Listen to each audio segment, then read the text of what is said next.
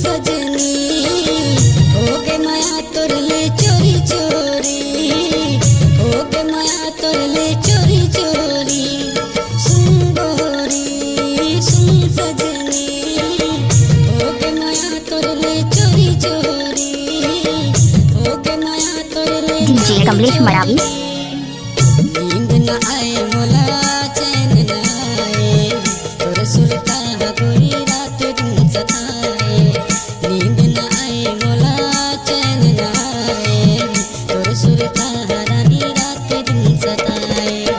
हृदय के बात मैं बताऊं वो कैसे कत कमाया है मैं दिखाऊं वो कैसे हृदय के बात मैं बताऊं वो कैसे कत कमाया है मैं दिखाऊं वो कैसे सुन गोरी हो के माया तोर ले चोरी चोरी सुन सजनी हो के माया तोर ले चोरी चोरी।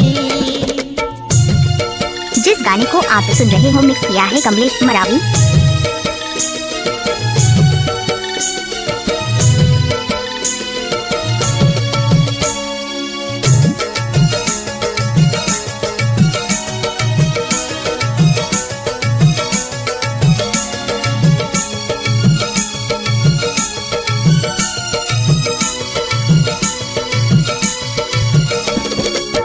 हृदय में राखे हो तोला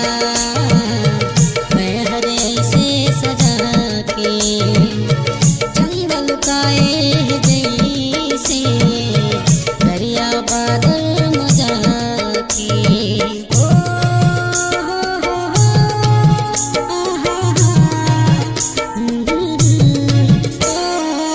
हृदय में राखे हो तोला मैं हरे से सजा के चंद लुकाए जैसे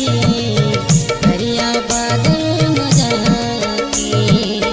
मन में समाए हंसते मोर ऐसे औरत छाता मधुर सुर जैसे मन में समाए हंसते मोर ऐसे औरत छाता मधुर सुर जैसे सुन गोरी सुन सजनी हो गे माया तोर ले चोरी चोरी सुन गोरी सुन सजनी हो गे माया तोर ले चोरी चोरी हो गे माया तोर ले चोरी चोरी। Mix by DJ Kamlesh Maravi.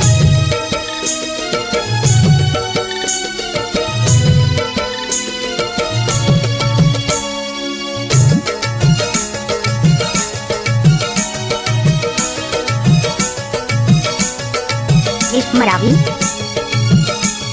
नाम तो सुना ही होगा डीजे कमलेश मरावी। चुप चुप तोला वो गोरी मैं हाँ देखा तेरी तो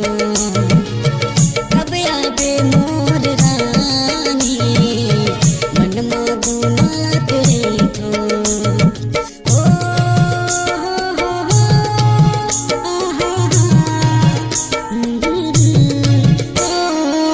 चुप चुप तोला वो गोरी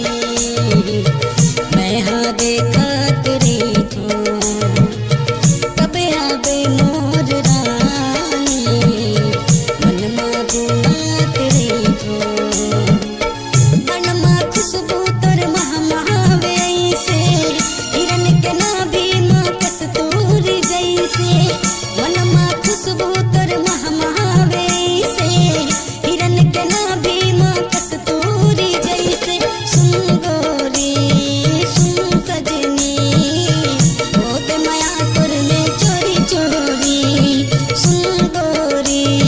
सुन सजनी हो गे माया तोर ले चोरी चोरी हो गे माया तोर ले चोरी चोरी नींद न आए मोला चैन न आए तोर सुरता गोरी रात दिन सताए नींद न आए मोला चैन न आए किसी भी गाने को मिक्स करके डालना तो कमलेश मरावी का बात का कमाल है। हृदय के बात मैं बताऊं वो कैसे कत कमाया है मैं